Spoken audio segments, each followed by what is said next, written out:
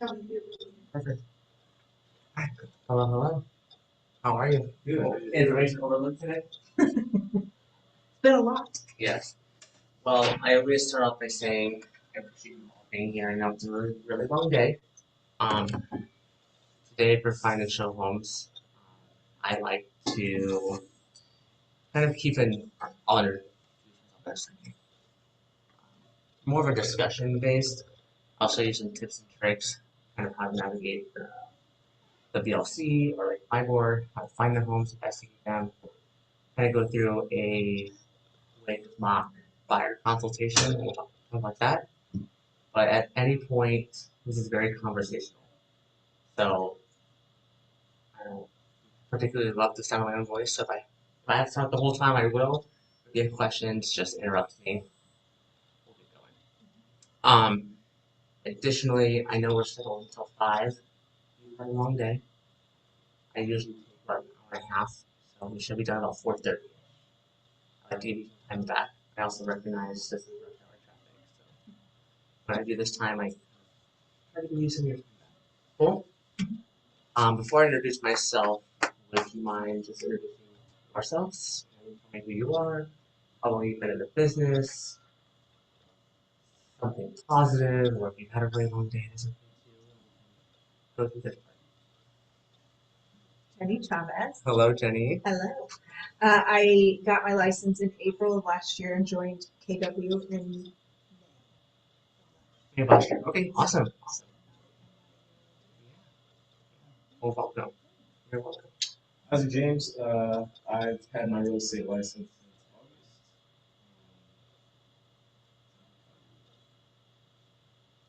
My son and his cousin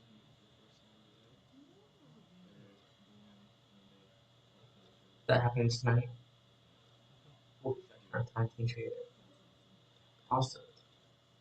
Eric Allen, licensed 3 weeks ago. Okay, So I'm new. new. That's okay. I was doing an open house party, and I got a really good referral from someone in the neighborhood. That's awesome. What team is that? Yeah. Allen team. Yep. Well, I'm glad you're all here.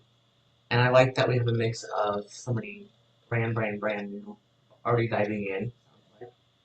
And as a group of people who have been around, so the systems I show might make more sense to you. And I assume you already have like my board, Broker Bay, and those things. Sometimes we do these classes. I got licensed yesterday. I'm like, okay, well, you don't access any of this yet. Take great notes, but that's also helpful because when I'm talking about the things, when I can kind of dive a little deeper into the PLC. Sound good? I'm Xavier. I have been licensed since November 2020. I was with a small boutique brokerage right after I got licensed in a different town. And ironically enough, I interviewed with KW when I was in real estate school. And when I met with the leadership team, I was like, okay, this seems too good to be true. What do you mean training and yada yada yada, this and that? I thought we're all entrepreneurs, this, whatever. So I went to smaller boutique brokerage, meaning just like a small independent thing, not on a national scale. I had some success there, and in 2022, like early 2022, I'm really good friends with Cam Mason in the office. I was like, I just don't know where I'm at. For me, I've been in the business for 18 months, or a little over a year, pushing 18 months. I'm having success, but like, I want to make this my career. How do I do this? I'm not trying to making it part time, and like I'm not really quite up to speed. So I actually came to a few KW events, just did some trainings. I was like, oh, so the things they told me are actually true. August 2022, make joined a team. I come from a corporate background in property management. I've also managed restaurants before, so I love a team culture. Not much of like a work by myself kind of guy. That's just my personality. Joined a team, did all the KW things, trainings, and then here I am being able to help out other people that were in my shoes. So kind of a cool 360 moment. Yeah. Any questions about me before I get going? All right. So today we're doing find and show homes. So I kind of like to walk us through a buyer consultation because a lot of times when we are new, we work with buyers before we work with sellers. Kind of how the trend seems to go. That's amazing that you have a seller lead already. Yeah.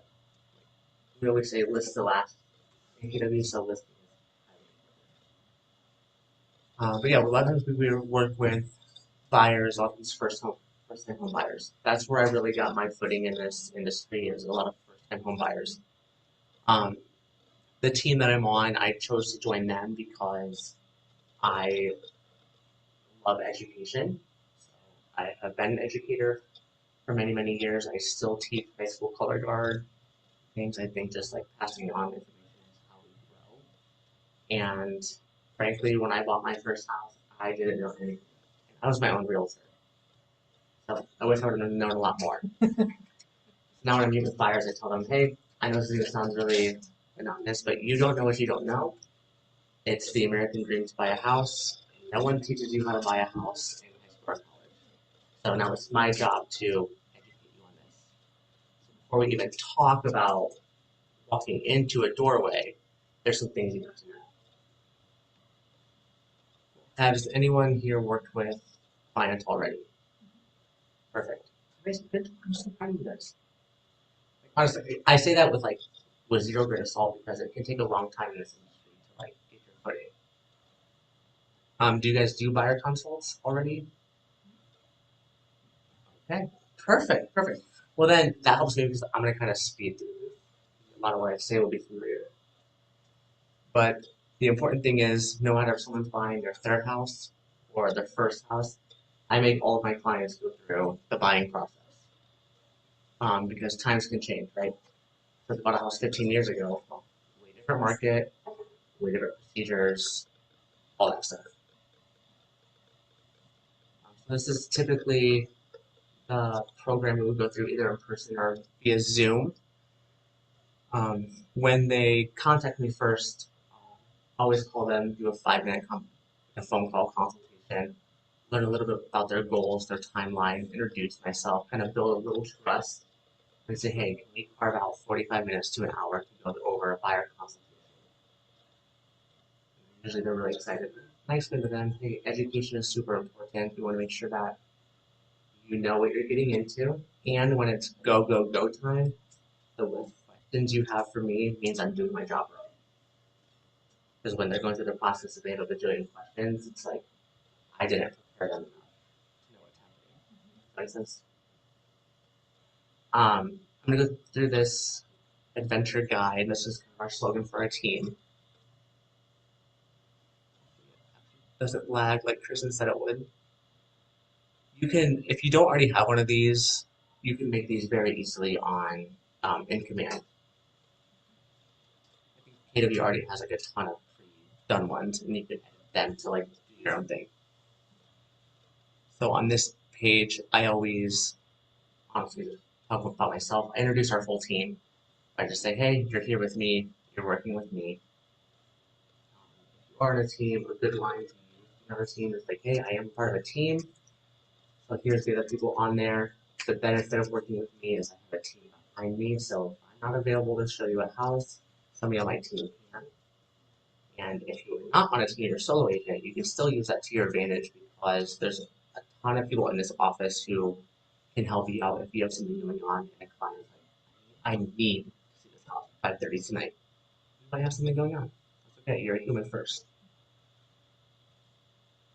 So I introduce who we are. And then because I work with a lot of first-time home buyers, I do go through this frequently asked questions. And a lot of things that I say, because we grew up in this industry, it might sound very elementary, but I try to break it down and make it sound that way for a reason. A lot of my clients have the questions like, well, where do I even begin? Just doing this Zoom, they don't know me quite well enough yet, unless they are a referral from my sphere. Be a stranger I met at an open house. And I have a lot of questions. So where do I begin? Great question. We're gonna start here today. My job today is just to educate you. I'm not making you commit to buying a house. I'm gonna show you that it's possible. And we're gonna talk through financing things. We're gonna talk through the process from start to finish for buying a house. And then at the end of this presentation, after I board your ears off, we're going to actually talk about the house that you want. So bear with me for the next 20 to 30 minutes. A lot of people have questions about how much money do you need. So we've all heard the myth that you need 20% down to buy a house. I try to dispel that as early as possible because it's not the truth. So I tell them, well, it's obviously important to have a steady job, a steady income, and a decent credit score. You don't actually need 20% to buy a house. Again, I've worked with a lot of first-time home buyers, so all their information comes from media and their parents. And the times have changed. So I say, actually, we really just recommend having a minimum of 3% down. Different loan programs have different minimums. I'm going to put you in contact with a loan advisor. I sell houses. I know houses inside and out. I know this process. I know the documents. I'm not a mortgage person. I know enough to be dangerous. But that's not my wheelhouse, so I'll put you in touch with somebody who that's their profession. Just like they will answer questions about inspections, I'm not going to answer questions about what you qualify for. Because frankly, I have a good idea. That's not my job to tell you. Then I also do talk to them about this is another huge part, saving about $3,500 for closing costs. Obviously, everything is negotiable. So if they are low on funds, which a lot of our first-time home buyers are. Those things can be negotiated inside the purchase agreement. But again, I'm going to give them all the information. It's going to seem really scary. That's why I save the fun. If I give you a magic wand, what kind of house do you want? I save all that for the end because I probably just scared the heck out of them. Another question a lot of first-time home buyers have is, well, what about credit score? The reality is you don't need perfect credit. Also, the second reality is we live in America. Your credit score dictates everything. Higher the credit score, lower the payment, lower the interest rate, all those things.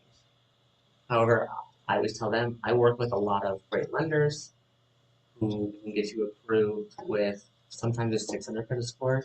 They really recommend having about a 640 to qualify for multiple different kinds of programs. When you're in that 640 range, you can qualify for down payment assistance programs. You can qualify for FHA, those sort of things. I typically will ask my clients, like, do you by chance know your credit score? You don't have to tell me, but if you know, they're like, oh yeah, I got like a 750. Amazing. You're gonna have no problem qualifying for anything. Well, I'm a little under that. No big deal. Let's keep this conversation going. I'm not giving you, that doesn't mean you can't buy a house. It means you might not qualify today. Work with one of my lenders on a credit repair program. We'll get you in a house in the next 6 to 12 months. Because at the end of the day, they have a problem slash desire or goal. My job is just to help them get there, no matter how long it takes. We all love to have ready, willing, and able buyers because that's what pays our bills. But that ready, willing, that person who might need a little extra TLC, once they buy a house, they might be the ones who are like, hey Xavier, thank you for being patient with me for a year. Here's 3 friends I know that want to buy a house. So I'm going to treat everyone the exact same. People also love to say, well, when do I start? My lease isn't up for another 8 months. Great, we're starting today. We're already meeting. We're here. This is the process. We've now met. We might find a house that you love before the lease is up. I can talk to you about how to break your lease. Or we do all this information, we get the financial side done, then we push pause for a month or so. And I promise you, as your realtor, I'll be following up with you. If I see a house that you might love, take a look. There's no harm in doing that. It's funny because anyone worked in sales before. So real estate sales is I have that's my background from Ball State. I have a sales degree. Real estate sales is that are so different because people love to think that they're wasting our time. Like, oh, well, we don't want to buy a house until November. I don't want to waste your time. You're not wasting my time. If you want to go see one tomorrow, great. Our documents signed, awesome. Are you pre-approved? Awesome. Let's just go take a look. End of the day, if we walk into a place,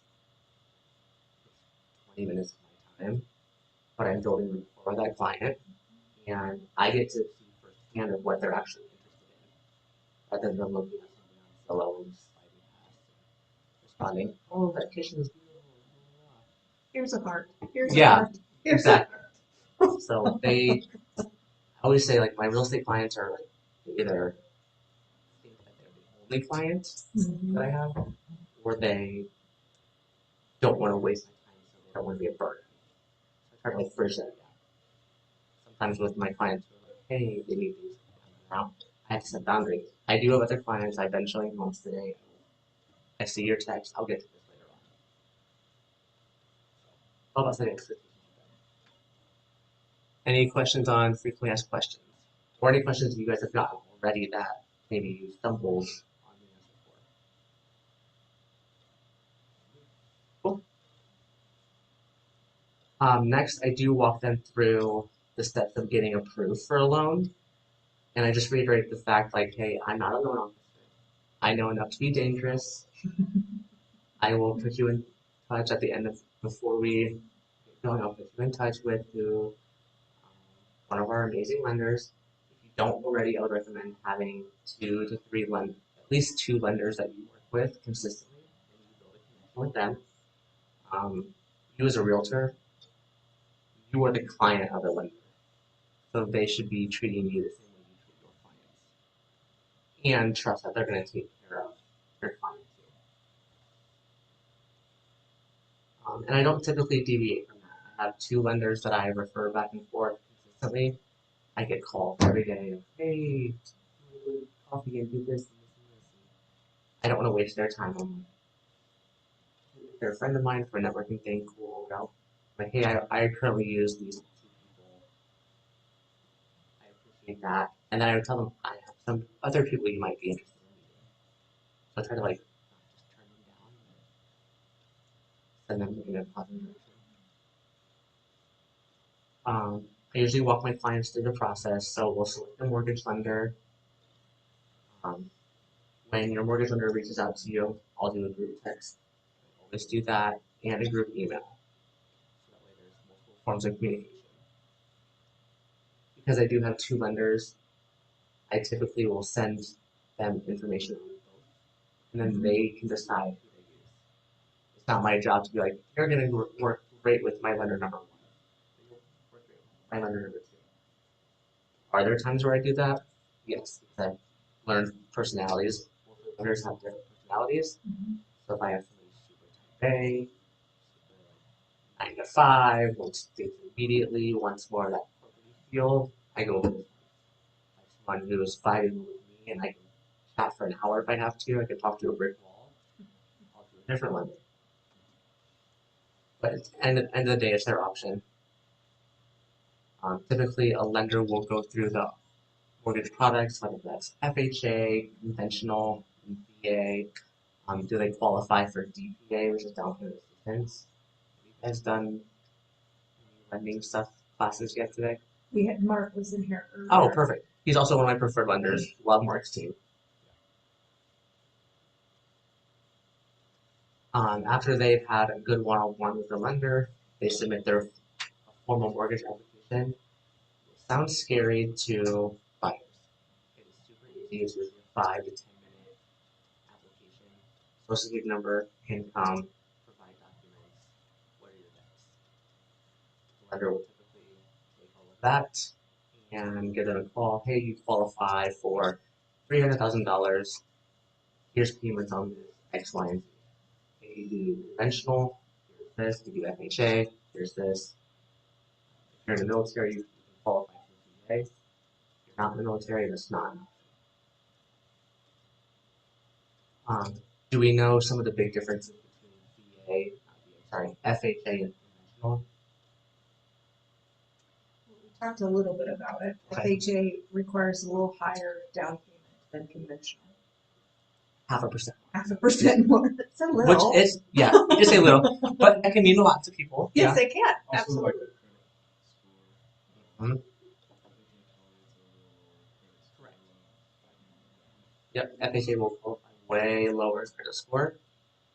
One thing that I always point out to my clients too, and most lenders, I say most, we're not all created equally. Just like all realtors aren't created equally. Most lenders will also discuss something called PMI, your primary mortgage insurance. With an FHA loan, if you're putting less than 20% down, that PMI is on there for the life of the loan. Even after you've lived there for 10 years and you already have 40% equity, it's still on there. The only way to get that off is to refinance. With a conventional loan, if you put less than 20% down, you have PMI. But once you have paid off up to your equity point, your 20% equity point, it automatically falls off. Isn't it 20%? It depends on the lender. Sometimes Okay. some are 15, some are 20, but a good rule of thumb is 20%. Okay. So I always tell my clients, you can do whatever program you want. Here's the information. And sometimes it makes sense for them to go FHA if they're a first-time home buyer because even though they have PMI for longer, and even though there's a little bit more of a down payment, sometimes the interest rate is lower on FHA than I don't like the rules. I just follow it. Second biggest thing between FHA and conventional is your appraisal. So with an FHA loan, it goes through the appraisal process is a little more strict because it is a government-backed loan. It's to make sure that there's no broken windows, there's no chipping paint, the wood's not rotting, those sort of things. So sometimes it might come back with conditions on the appraisal. With a conventional loan, the stat is made up, but I would say it's about 95 to 99% times no conditions. It's more of a private loan compared to a government-backed loan. After they've made their application, they feel really comfy with what they're doing. The lender will issue a pre-approval process, and I always call this like it's the golden ticket to start looking at houses. I've had questions from my buyers. Well, can we look at a house before that? My answer, you can do whatever you want. My answer is no, because I don't want to show you a $500,000 house if you don't qualify for it. That's not fair to you as the buyer. If you only can qualify or want your payment to be in a certain range, then let's not get our hopes up. Let's be realistic. And I also detail them, great, we might go look at that house that you think you can qualify for. What if you love it? What if you want to put an offer in? Well, I can't submit an offer without having a pre-approval letter. That tells the seller that you as a buyer are qualified and there should not be any financing problems along the way. You've already gone through the process. With lenders as well, I always put my 2 cents in here. Yes, everyone is aware of like Rocket Mortgage and like Bank and all the banks around here. I highly recommend getting used to finding verbiage about recommending to a local lender. Because those local lenders work realtor hours and local hours. They also have a lot better products that they can offer. They're not a huge corporation, they're smaller local businesses. I've had a lot of issues with like using Chase Bank or PNC and things. Not that those mortgage officers aren't fantastic, but they have more hurdles to jump through. And bankers' hours are 9 to 5. I show a house at 7, want to write an offer at 9 p.m. I'll ask questions. I have to wait. A lot of those online lenders too, like mortgage and such, they're getting a lot better. But sometimes you're working with somebody who lives out in California. And they're just licensed in Indiana. Well, that also creates some issues too. They don't know what's going on in our market. One question I always want to make sure my buyers are aware of is, what's your maximum budget for your monthly payment? Okay, you might qualify for $600,000. Can you afford that monthly budget? You want to go that high? Well, you're telling me you want your monthly payment to be $2,400, then that's the price range we need to work in. Otherwise, you're gonna get really excited about this big fancy house. And you're like, oh, $4,000 a month. If you want to do that, amazing. If you don't, that's not overextend yourself. Any questions on this part? It always helps when more activities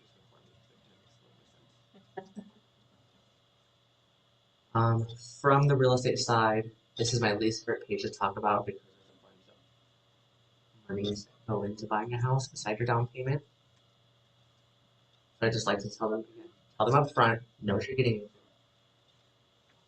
into. We have our down payment, which we've already discussed. Next, we have the earnest money. And the best way I describe earnest money is it's literally good faith money. It's money you're submitting to the seller, very similar to a security deposit if you're renting an apartment. In our market, it's pretty common that we will use 1% as the guideline for that. So if you're buying a $300,000 house, if you're a buyer, I would ask you, are you comfortable putting $3,000 up within however many days that you write a purchase agreement? Again, all negotiable. But it's important to say with earnest money, they get that money back. The buyer is responsible for the real estate commission. So I'm sure you all maybe already know we have something called the buyer's exclusive agency contract, which is, and I talk to my buyers about this. This is a legal binding document that solidifies your relationship with myself, my relationship with you. You're hiring me to do a job. Me and my team charge X%. I can't actually say what we charge for technical reasons. But we charge this amount, and while it looks like you as the buyer are responsible for it because you are, just know it's my fiduciary duty to work that into the purchase agreement, and it's pretty common that I can get the seller to pay that. However, if the seller does not pay that, that's just a conversation for you and I to have. Everything's negotiable. We can cross that bridge when we get there.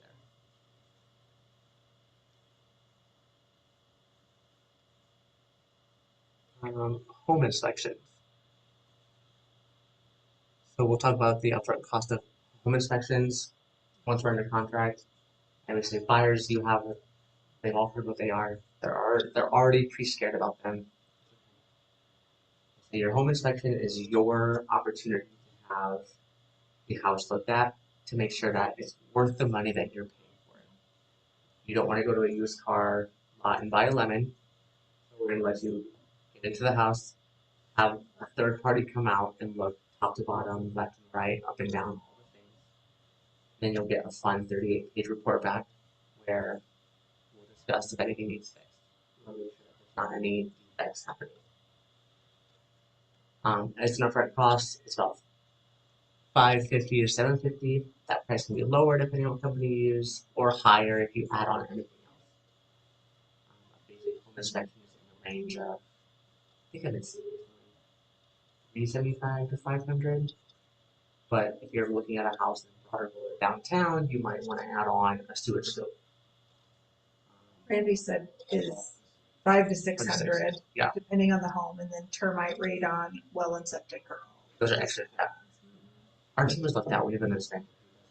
He's a small local company. We do a lot of business in Anderson too, so maybe that's probably why it's a little cheaper. But I always say about $500 is a good range. But yeah, if you add on any of those like radon, termites, sewage, those are all extra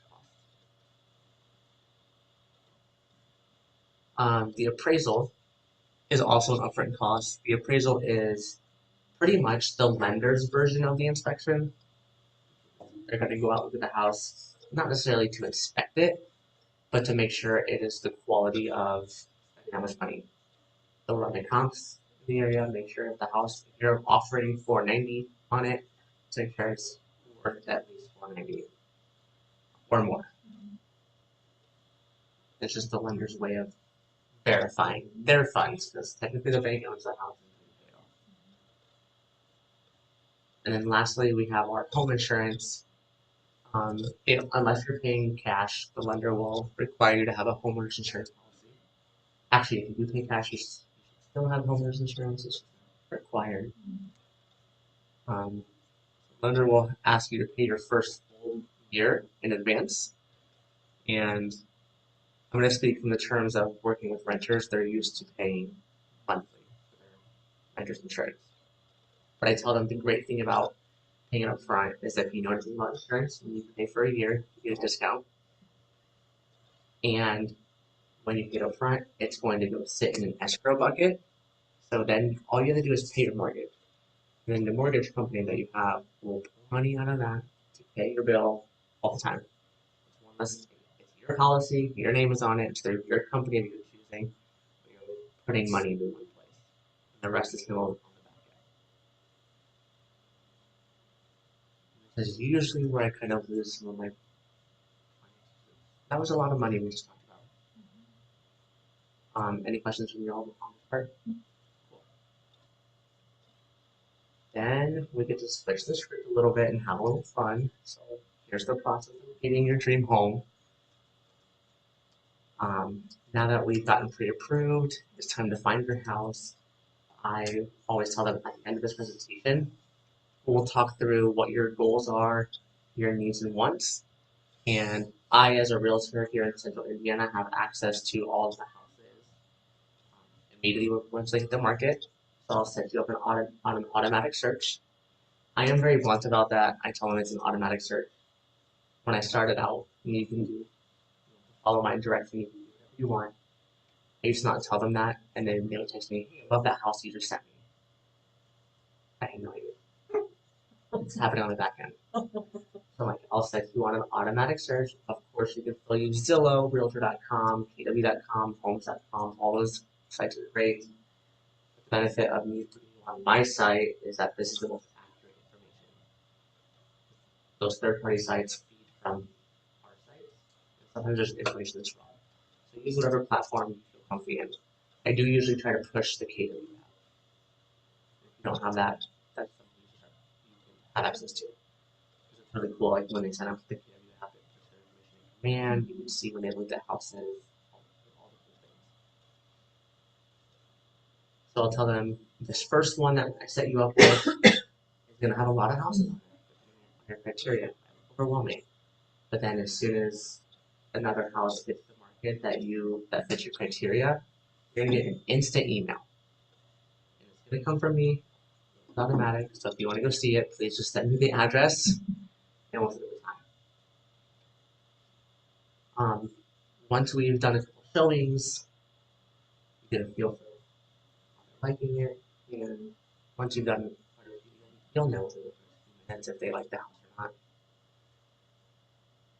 It's time to make an offer. So when they like it, their eyes are bright, they want to put an offer, we'll talk through different strategies. If you as the realtor want to initially talk about, in the first meeting, talk about different strategies, you can. I personally wait until they're ready to make an offer because it would take another 2 hours to go through all the different strategies. But one thing I do tell them is it's not always price that makes you competitive. There's 9 pages of terms that we can use if we need to. So when you find that house that you want to offer on, we'll step outside, we'll do a phone call later that night, and we'll talk about different strategies. Then once we find it and put it together, we'll usually know within the first 24 hours if our offer was accepted. And once it is, it's go time. I'll call you, celebrate, take the first 12 hours to be happy and excited, and then just know tomorrow morning it's go time because I'm going to be hounding you for all sorts of deadlines. First things first is the earnest money, which we talked about. It's not on this page, but I always remind them because of my contracts. I always write earnest money is due within 2 banking days. I use the term banking days because if I submit it on a Friday, except it's Saturday, banks are closed Saturday night and Sunday, and that gives my clients until Tuesday night. If you don't use the word banking, then you stick to like however many hours that is. We'll give them some great opportunities or great companies to reach out to for home inspection. I tell them it's very important that we have this done ASAP. In my contracts, I write 10 days, the inspection period, and that's 10 days to have the inspection ordered, performed, reviewed, and responded to. Do you do 10 business days on that, or do you do 10 true days, 10 calendar days. Yep. Good question. A lot of agents do 14 is a very common number. Mhm. I think I write 10 because it makes it a little more urgent for the seller, even if it's a negotiating thing. And if you can't, once you've done a ton of them, if you don't need that long, truthfully. I've gone down to like 4 days before. I tell them it's very important that we get this scheduled ASAP. We'll go and have the inspection done. I always encourage clients to go to the inspection if they can. I also myself will go to the last 30 minutes of the inspection Mhm. because most inspection companies will do a seminar at the end. They'll kind of show you what they found, talk you through it, answer questions you may have. And then I'm a little whimsical. Talk to my clients. This is the scariest part. You're gonna get a 48-page report back. It looks terrifying. For both of our sanities, I want you to read it. I'm gonna read it. The next day we'll have a conversation about it. Let it digest. It's gonna seem like a lot. Sleep on it, and then we'll start it the next day. Um, During the inspection process, it is all of the negotiation. I always tell my clients, don't be worried about it. We'll put together our list. We'll talk about the defects. I'll answer questions you have. Then we just ask for things, or we get contractors out if we need to. But we'll ask for it. They come back, say yes, no, maybe so. It's all negotiation. Simultaneously, we'll be typically having the appraisal done. This is ordered by the lender. So the lender uses their appraisal, third-party companies. The buyer has to do nothing for it except pay the bill. Again, both of these things are all negotiations. End of the day, neither the buyer nor the seller really want to go back to market. So it's very likely that we will come to some sort of resolution. I'm sure you've heard the term win-win. Mhm. I always tell my clients that from the beginning too. We're looking for a win-win. Your win is you're getting a house that you feel safe and secure in the location that you want, that suits your family for the price that you want. The win for the seller is they're selling the house in the time frame they want for a price that they feel comfortable with. Those sort of things. Legal negotiations to me. Even when I talk to other agents, I'm representing the buyer. After listening to him, if he or she is like, well, my seller's not doing anything. Great, my buyer wants to make this a win-win. What's going to make this a win for your client? So we still feel comfortable to go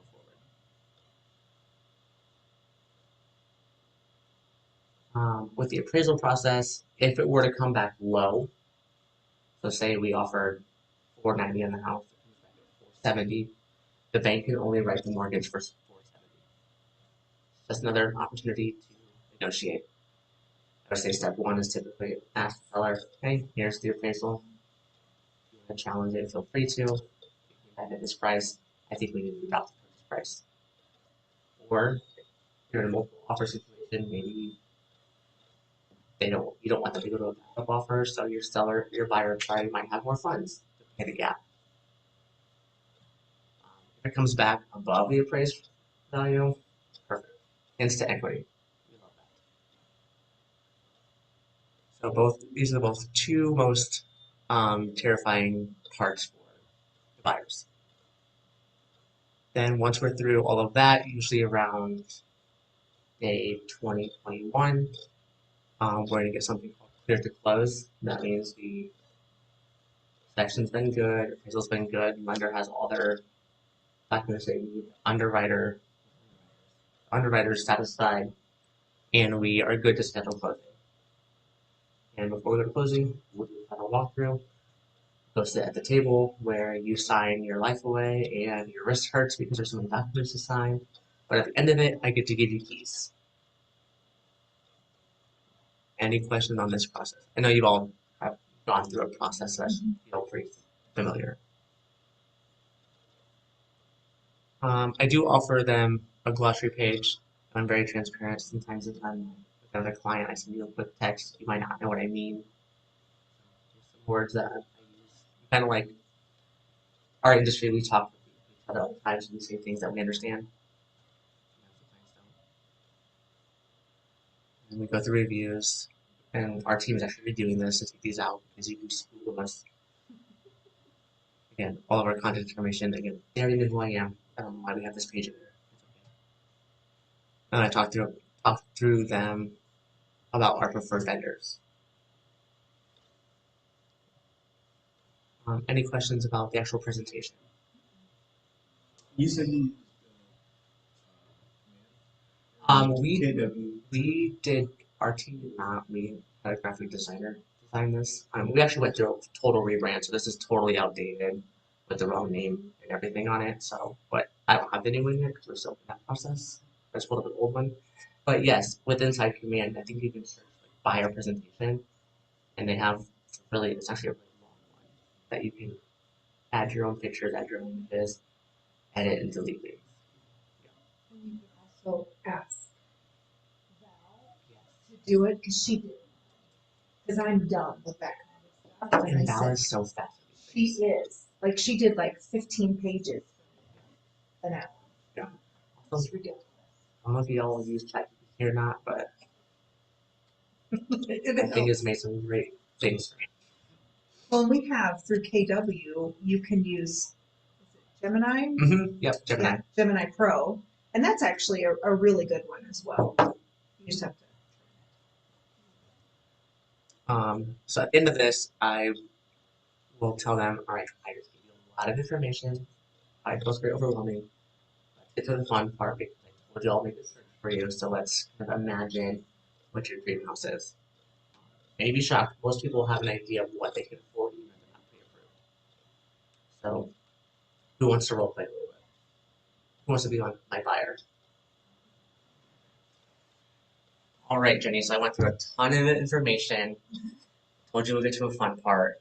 I want to set up a search for you later so you can start seeing things. I know we're not quite pre-approved yet, but from what you told me, you have an idea of your ballpark. So if I could hand you a magic wand, we're gonna pretend you're a first home buyer. Okay. What does this first home look like for you? I'll just go back in my head to when I was buying my first Yeah, home. let's do it. So I'm a single mom, so I would need something very maintenance free. That let's see, is centrally located to where my job is, and where my son's school is. Where does he go to school? Well, pick a school around here because we were in Wisconsin. Fisher High School. Perfect. I don't know. So yeah, that's really the main pieces that I need to have. I know it's gonna be you and your son. Is anybody else in the house with you? I'm dating somebody, but we're not together. Okay, no worries. So I know we at least need 2 bedrooms. Do you want more than that? Probably 3, because every once in a while my mom will come visit. Oh, sweet. Where's she from? Southern Indiana, Oh, what part? Columbus. Okay. What I'm doing there is I'm just trying to collect information. Because it's totally irrelevant to your buying the house, but I want to know who's important in your life. Jenny, do you have any pets? No. No pets? Okay. So with you wanting to keep your son in the Fishers High School district, I'm assuming you're wanting to be in the Fishers area? Probably, yeah. Okay. Mm-hmm. Have you already scoped out that area? Do you want to be like North Fishers, East Fishers, or are you kind of open to I know that school district you can live anywhere and still have your son enrolled there, so So, no, I'm open to whatever I can find. I do like 116th area. okay. It's developed so much recently. It's gonna be Yes. so fun. Yeah.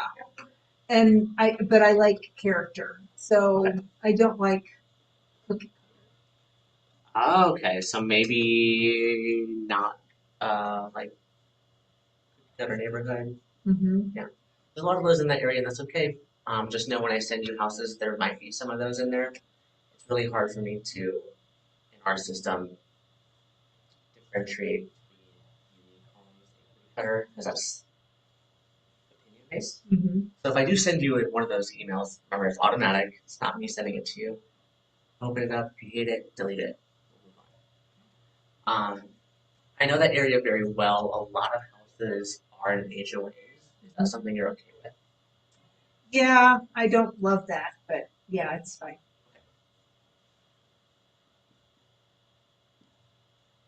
Do you want me to start your search with no HOAs and see what comes up? Sure. And then if you, yeah, Sure.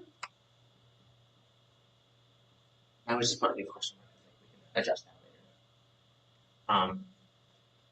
But based I that time out on the thing Mm-hmm. with that question, what I just did was you told me you want a character house, not big cutter. That means you probably don't want to be in like the newer neighborhoods and such. Right. So I'm comfortable enough saying I'm going to start your search with no HOAs. If you're not getting the results you like, I can add it in very easily later. All right, so I know Jenny, you said 3 bedrooms. How many bathrooms? Well, I have a son. I'm not sharing. I don't blame you with that. I don't blame you with that. So 2 minimum. Okay. Yeah. And a half bath would be nice, like in a communal area. So Yeah. share bathrooms with. No, I totally respect that. In our system again, because it's so finicky, I asked my board to change it. There is no clear and decisive way for me to say you need to have 2.5 plus. If I put the half in there on the search, it'll show me 2.5, 3.5, 4.5, 5.5. We'll miss the 3. So is it okay if I leave it as 3 bed, 2 bath right now? Yes. And you never know. We might walk into the house and it might be okay for you. But I don't want you to miss the next level up because we're being specific about that. That's good for me to know so when I'm sending you houses because I will do my research on myself too. I do house hire me for a reason. Mm-hmm. I'm not going to rely on this system. What about parking? Garage. You said that very confidently that that's a must, right? Yes. I don't shovel snow. I don't blame you. I don't blame you. We just had a huge blizzard, so That's right. cool. And what you described, I don't want to speak for you, but it sounds like you're looking for more of a single family home compared to like townhouse or condo.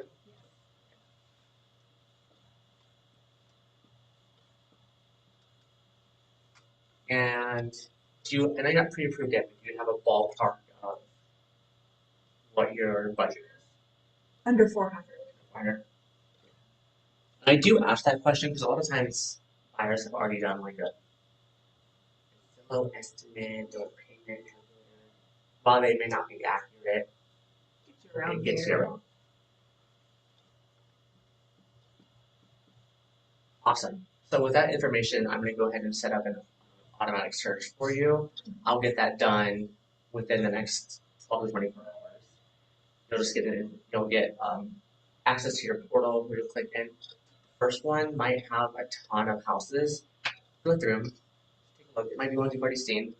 Then after that, you'll get houses as soon as they're listed. I do love our portal because there is a way for you to open it up. If you like it, you can heart it, and I can see that you're interested. Or if you hate it, I can see that you hate it. So you can be as involved with that as you want. I have some buyers who never use that feature. I have some buyers who only use that one. They say, hey Xavier, we went through hearting a bunch. Those are the ones we want to see on Tuesday. It's fine. I can go in and just take a look at that. Anything else you want to tell me, or does that seem pretty okay? I like to garden, so having some Ah. outdoor space would be good. Having some space.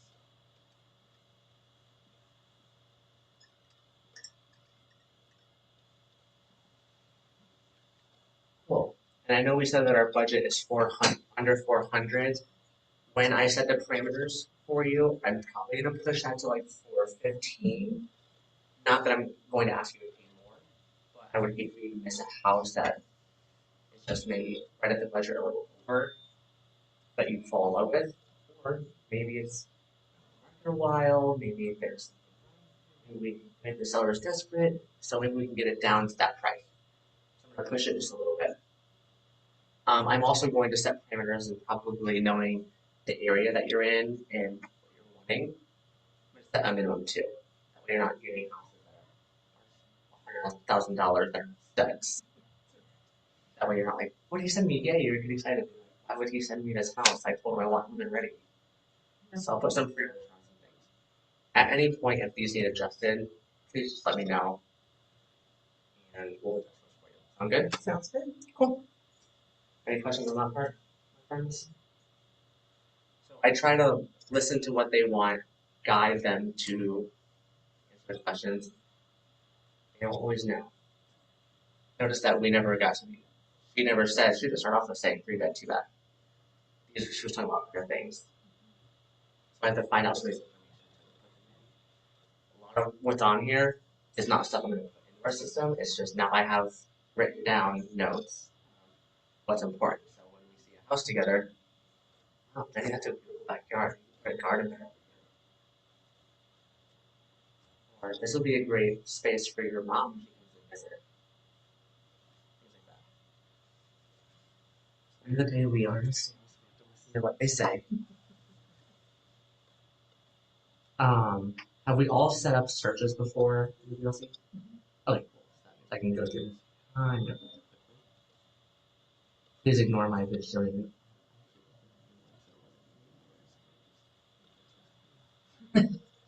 I have a bajillion.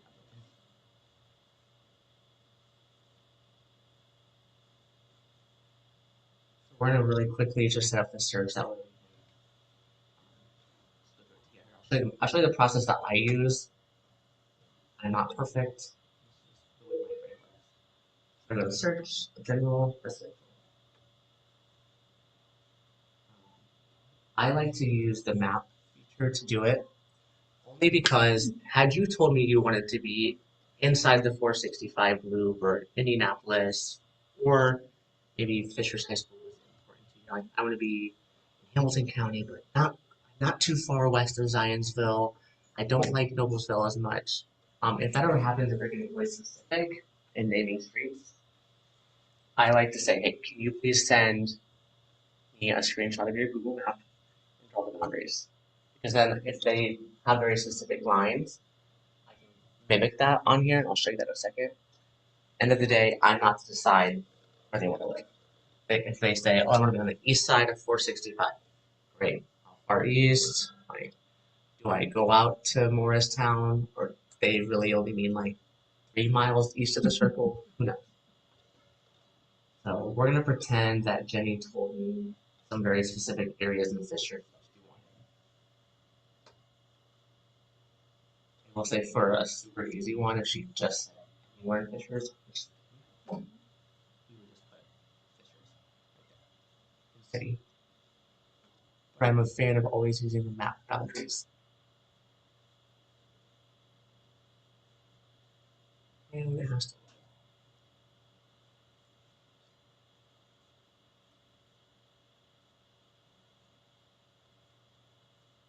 So we're gonna pretend that she's like, oh, I'm in the Fishers area, but I don't want to be above this road here.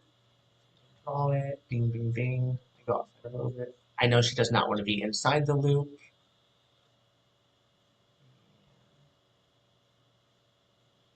Maybe Geist area is an option. So like, does that make sense? How you can just draw that? And now I only see houses there. I just go to this side. So price, property subtype. So they want single family, condo, townhouse, farm, single family. I'm also going to always click this box for sale. I don't want to send her a house that she might love that's only for lease. Trying to make you a homeowner. Not a runner. Active. So the price max she wants to go in the under 400, so I might push this to 415. And it already has the zeros there, so I don't have to type it out. If I did more zeros, it's going to be 4.1 million. Minimum, I would probably go 300, but I'll go 250. See how the number keeps getting smaller. County, Hamilton County, there's her son Joseph Fisher's. And then 41.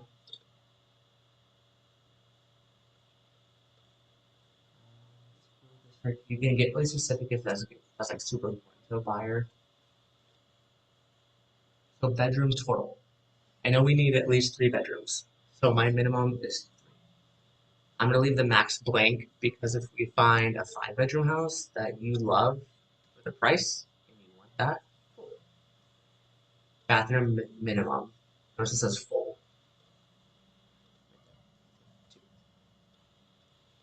Garage was very important, yes.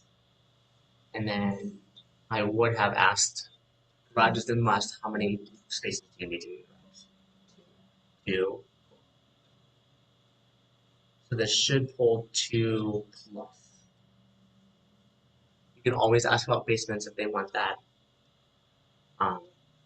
I will say, with the garages, depending on what area of town you're looking in, sometimes it's really hard to get a garage.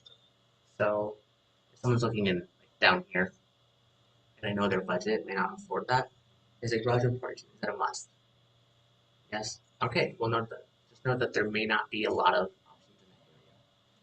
That's why I was asked for like, are those things deal breakers? Fenced-in yards, garages, basements, are the actual deal breakers, or can you associations? This is your HOA. Now there's no Now houses. there's 7 houses. So when I would do this and I send it to you, I would probably text you or email you, hey, I just sent you this. I noticed that when we said no HOAs, we have like 8 results. Prior to that, we were pushing 30. So take a look at them. If you want to adjust it at any time, let me know. Yeah. You can get specific and do square footage as well. That's usually a question I will ask because, especially if it's somebody buying a new house, they're downsizing or upsizing, so they know what they can or cannot handle. Younger new couples are moving from apartments. They know that they're living in 1,500 square feet now and they're crib, so they need probably more. If you're looking at yard space, you can make it there. Any questions on here? If you've never played around with this feature, you can look at the features stuff because you can add a bunch of stuff. I always say like, this is where we could add a half bath, but then it's like you only see 2.5, 3.5. It's silly. But there's features on here that might be important, like primary on main.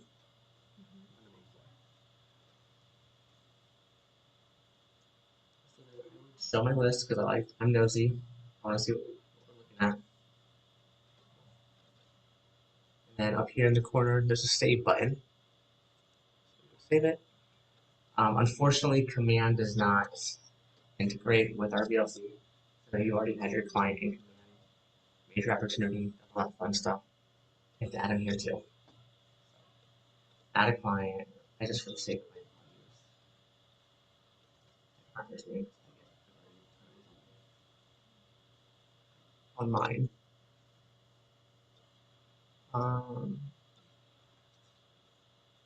And I personally don't ever worry about like putting their home phone, mobile phone in there. I already have it in command and already have it here. I don't use VLC as a CRM. If that makes sense.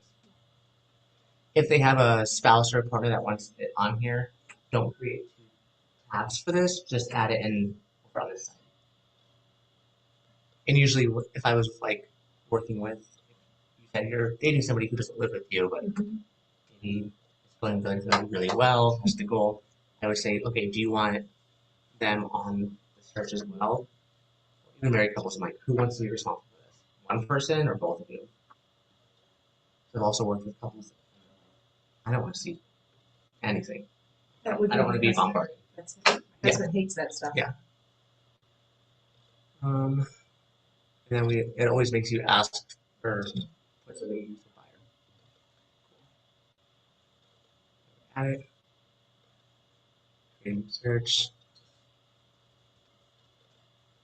just for us to see. I typically go to automatic, that's how it does it for them in real time.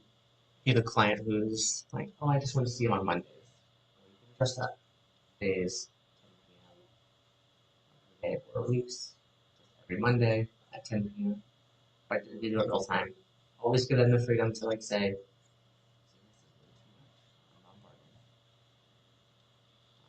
going to expire eventually, which is nice.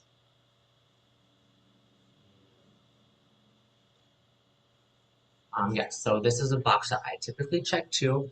This is going to be your personal preference when the search does run. So when they get an email, I like to be blind copied on it because if I see it, I might look at it and then sometimes it's nice when I say, hey Jenny, the house that just sent looks really cool.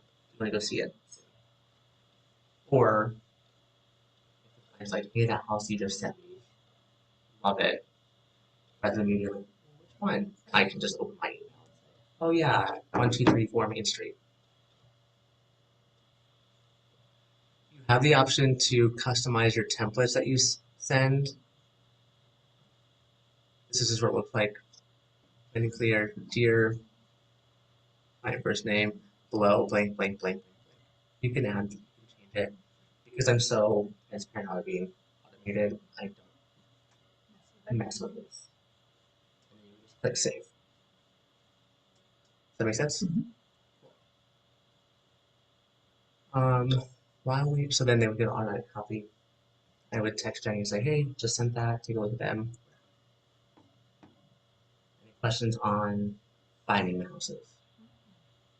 We've all seen BLC sheets before too, right? Like this whole page. Sweet. There's a couple things on here that I found handy when I was learning. Like obviously when you go see a house, you want to read through all this first. Sometimes you get to come to the office and look at it first. And sometimes you have to do it in the driveway on your phone. You can always have it pulled up. The main points are up here. So this is a 3-bed, 2-bath, 16 square foot, year built. This is the question people love to ask. How many days on market? So DOM is days on market. CDOM is continuous days on market.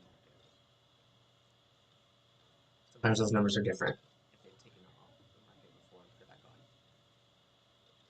on. It tells me the subdivision. So when I got there and showed Jenny this house, I'd say, hey, we are in a subdivision, but guess what? There's no HOA. Public remarks. So this is everything that you would see on Zillow. Private remarks. This is anything that realtors want to tell other realtors.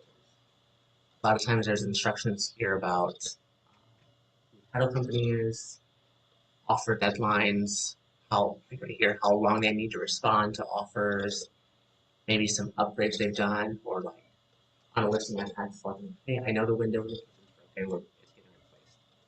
I don't want to put that in public remarks. I don't want everyone on Zillow to see that the window's broken.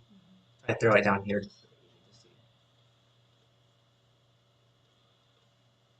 This is your legal description, which you need to write the contract. It has 7 rooms, and it tells you where they're all at. This is an important note to realize too. So I know our total square footage is 1616, but the finished square foot, it's because on the main floor it's 484, and then upstairs it's 1332. Tri-level house. So this is probably a living space. Then this is all the main space. Probably a bedroom and like a, I would assume, living room right here, kitchen in the back, and then bedroom, bedroom, bedroom. But we don't count the garage space as also in basements. They don't, unless it's finished. Correct. Correct. That's a very key point. Supposed to.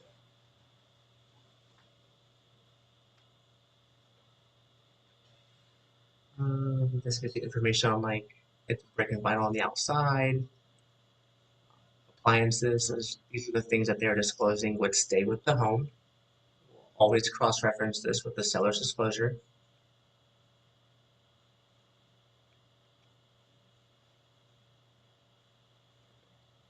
That's the garage, 2 spaces. Your dimensions. I always say that these are not a bajillion percent accurate. This is also a good section to know too. So heating, it's forced air and electric, and the cooling is central electric, meaning it's not gas powered. The water is through the city. Your taxes, notice it's always going to be semi-taxed. So when somebody asks that, just in your brain double it, or just tell them twice a year this much.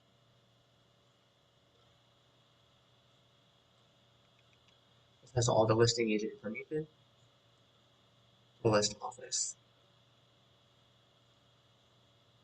And if it had an HOA, it would be under tax and association. Make sense? We're all familiar with this part too. You would see the seller's disclosure. Does not need lead-based paint.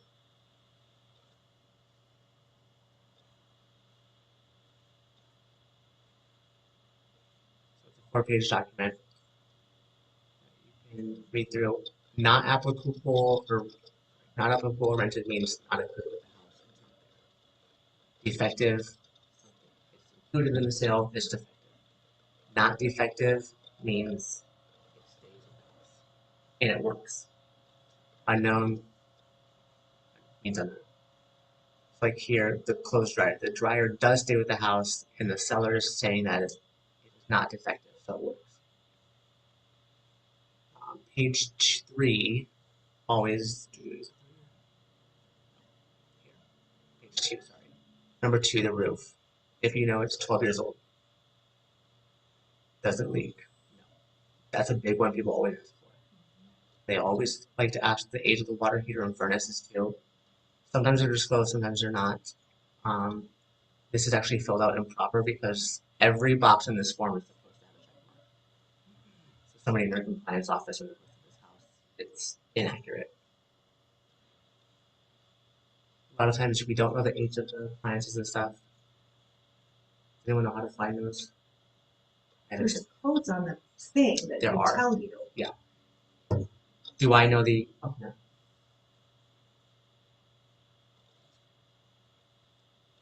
I don't remember off the top of my head. I know when I see it, but the inspectors can find it, and that's why I encourage you to go to your first couple of inspections because they'll be useful tips.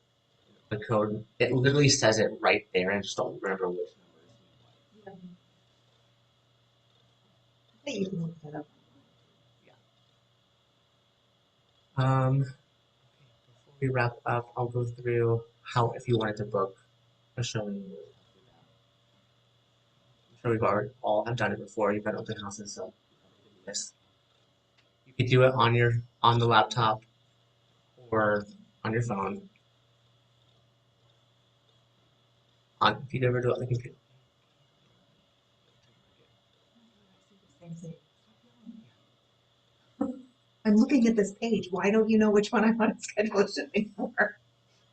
I'm going to show one cool trick on here that I wish somebody would have told me.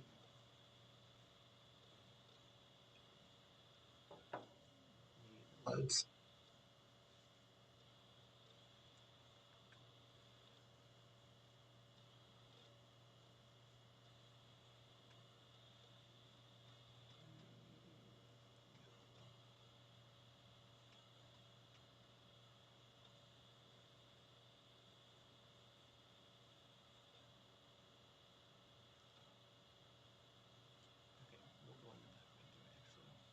Let's remember this address 114.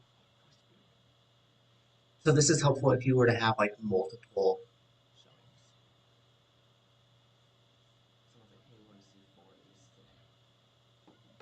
Actually go back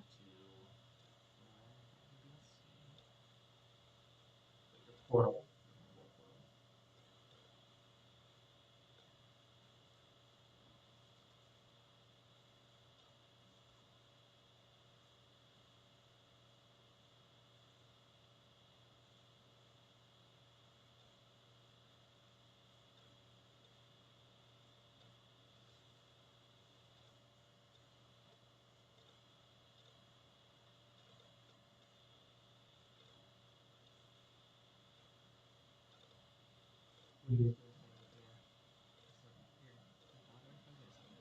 Son Your is, son's.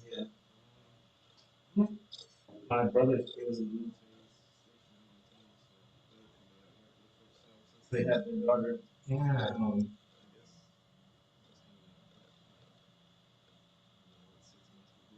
together.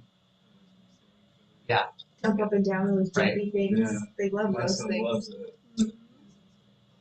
If I have to book like more than one showing at a time, I don't always have to figure out how to map it all out. And Scrub can do it for us.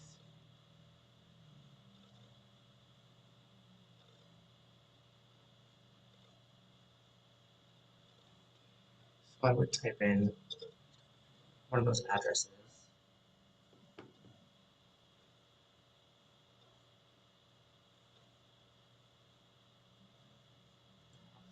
Add to tour. Create new tour. I can add another listing.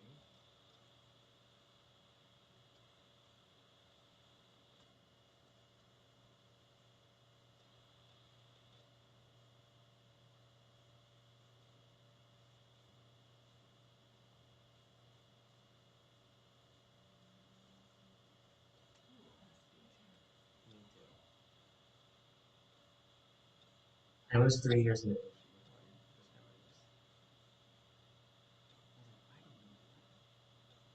Yankey showed me when I was taking one of my buyers on a house tour. She's like, do this. Yeah. Like, I'll take you.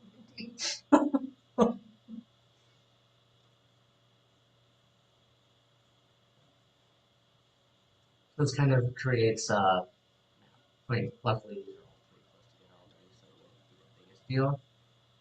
But I know that 3 of my houses are kind of in this area and one's farther away.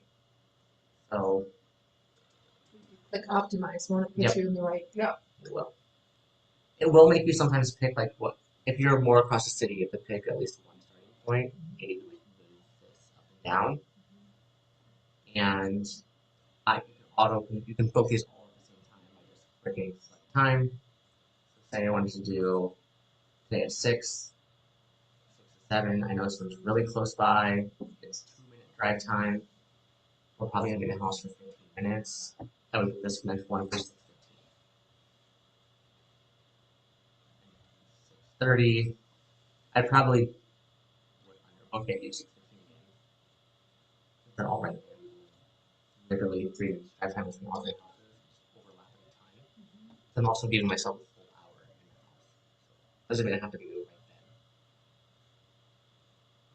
then. My boom is 6:30. I understand that I'm working with a buyer and have a written agreement. It has to be signed before you can show house. I would just send, and it would either auto confirm or be pending. That's like the coolest feature. There's also a way to do it on like Apple Maps now too. Any questions with that?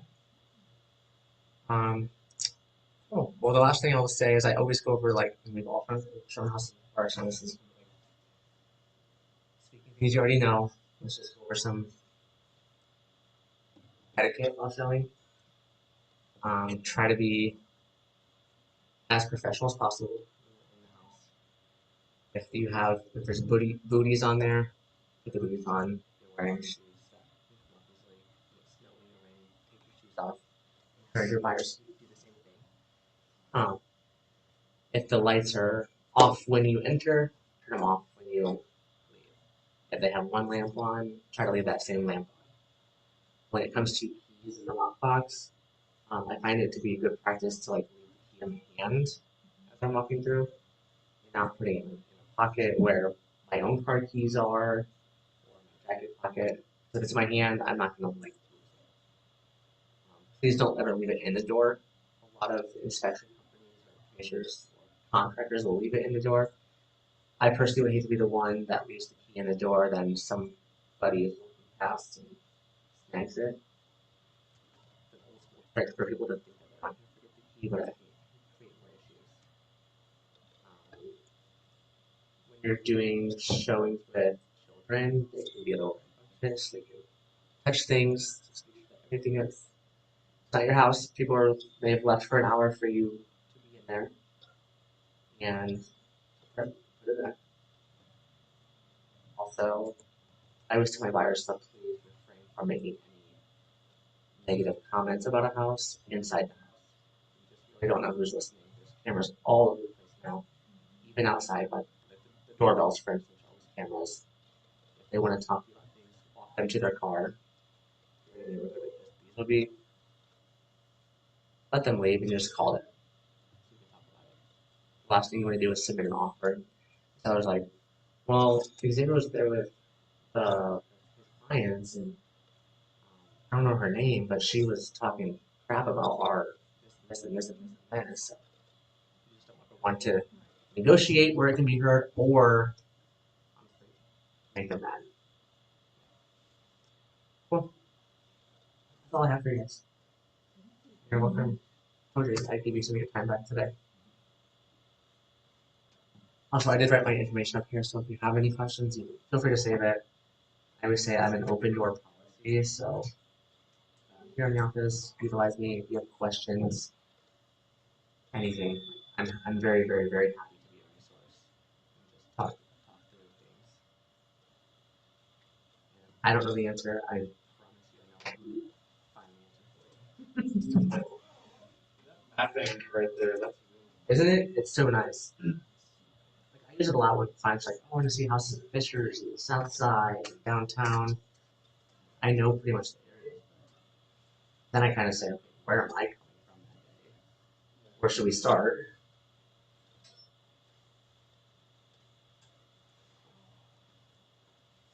Thank you all for your time. You're welcome.